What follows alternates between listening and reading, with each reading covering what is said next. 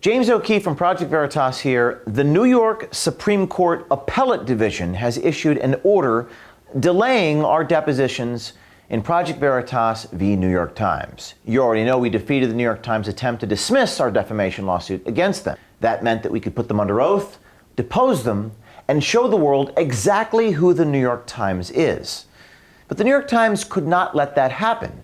They appealed the motion to dismiss and then asked our court to stop us from deposing them until the appeal is resolved, which could take years. Well, they lost that too. Then they appealed that loss to the appellate division, and the appellate division just ruled the New York Times shouldn't be deposed until the appeal of the motion to dismiss is over.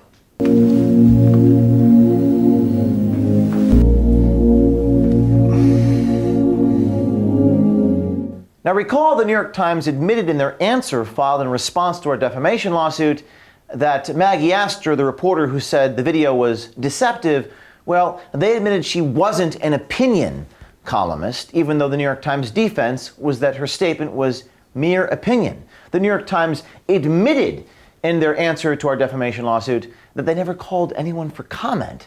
The New York Times admitted that the law, the ballot harvesting law, which we reported on, was not suspended, and that exists in the original newspaper article, and they still haven't corrected the article. That's why justice delayed in this case is justice denied.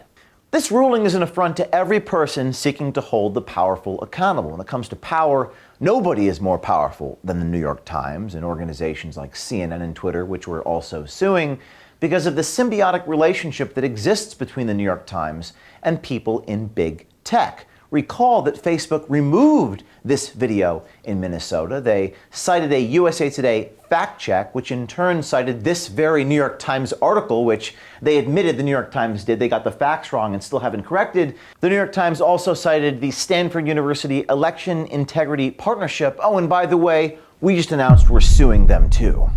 Project Veritas will never back down.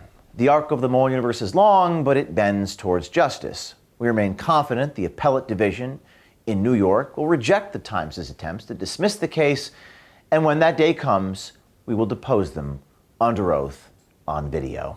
In the meantime, we promised you we would show the New York Times under oath. The Times probably thinks that they defeated us, that they broke our promise to you. Well, they couldn't be more wrong. Tomorrow, as we promised, we begin installments of New York Times employee deposition tapes that we obtained in other cases, starting with a former editorial page editor from the New York Times. Under oath, on video. Stay tuned. You're about to see inside the newsroom at the New York Times.